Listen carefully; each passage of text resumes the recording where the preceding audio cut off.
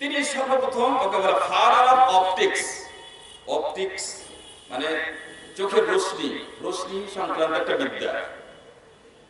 এর আগে মানুষের ধারণা যে চোখের ভিতরে এমন কিছু শক্তি আছে যে চোখের দ্বারা কিছু দেখতে পাওয়া যায়।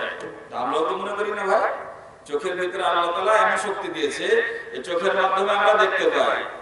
ঠিক কিনা ভাই? একটা হাত ছাড়েন তো, ঠিক কিনা? ঠিক। আসলে ঠিক নয়, গোটাই ভুল।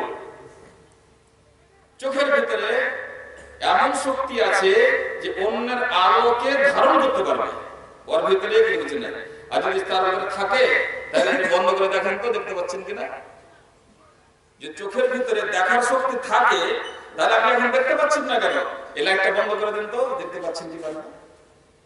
তার মানে হলো যে চোখের ভিতরে দেখার মতন কোনো শক্তি নাই।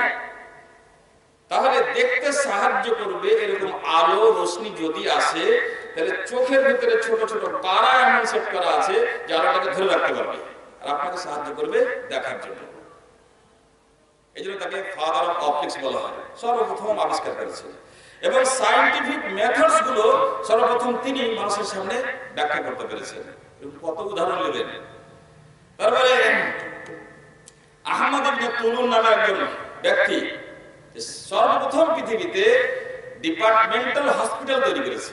এই ধারণা ছিল না কারোর যে একটা ঘর হবে, বাড়ি হবে, একটা রুম হবে, একটা অপারেশন থিয়েটার হবে, একটা ওপিডি হবে এবং সেখানে রোগী থাকবে, বিছানা বেড হবে। যতদিন ভালো না হবে ততদিন তার নার্সিং করতে হবে, তার সেবা যত্ন করতে হবে। ভালো হবে তখন তাকে বাড়ি পাঠাতে হবে এবং তার জন্য উপযুক্ত ব্যবস্থা লাগবে।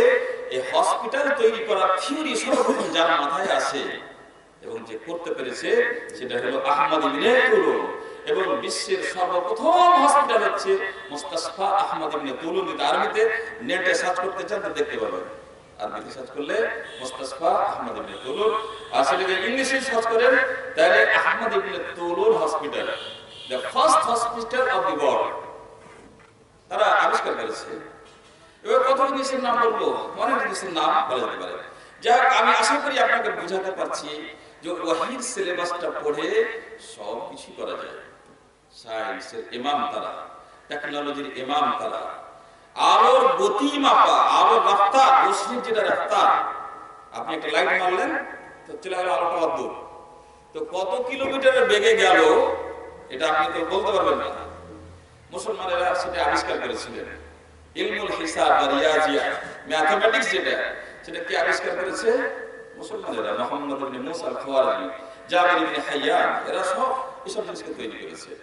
তাহলে আমাদের কাছে সব কিছু আছে। আমরা গরিব নয়, আমরা ফকির নয়, আমরা খুব ধনী, জাতের ধনী, ধর্মের ধনী, কালচারের ধনী, আমরা ইলমের ধনী, বিদ্যার ধনী, সবগুলো আমাদের।